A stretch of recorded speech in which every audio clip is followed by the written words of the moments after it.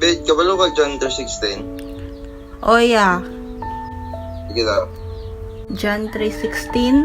For God so loved the world that he gave his only begotten Son, that whosoever believeth in him should not perish but have everlasting life. Wow, very good. So may pasabot na. About sa gift of salvation, ang paghatag sa Ginoo sa iyahang kanang one begotten Son, kanang one and only Son niya nga si Jesus Christ, para luwason ang mga tawo sa kalibutan gikan sa ilang mga sala. Tama. Kung makita nimo diya nga ang Ginoo na adto say gihatag tungod sa iyang gugma. Dili material thing ang iyang gihatag, kundi ang iya yung only begotten Son.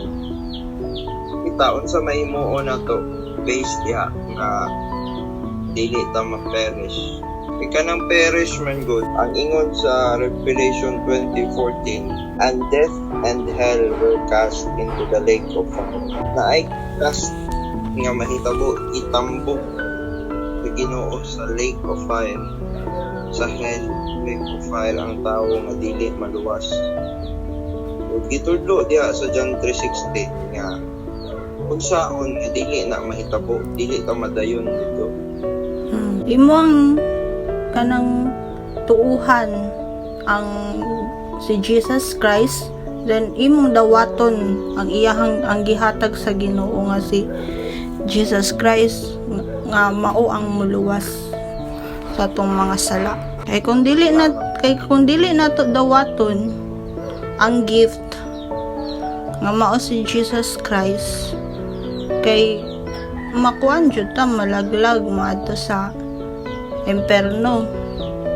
Wala tay everlasting life, anak.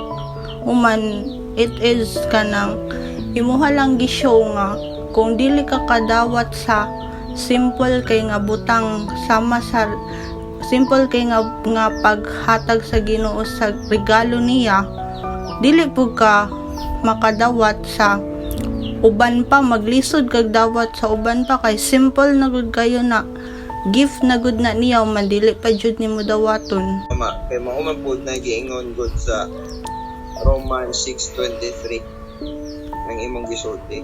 Atong for the wages of sin is death. Naadyo'y suhol ang sala. But the gift of God is eternal life through Jesus Christ our Lord.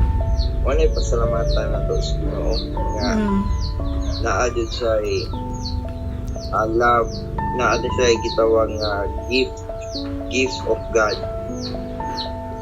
Ginoo jud, whosoever believeth in him should not perish but have everlasting life. Amen. Amen. So kana lang.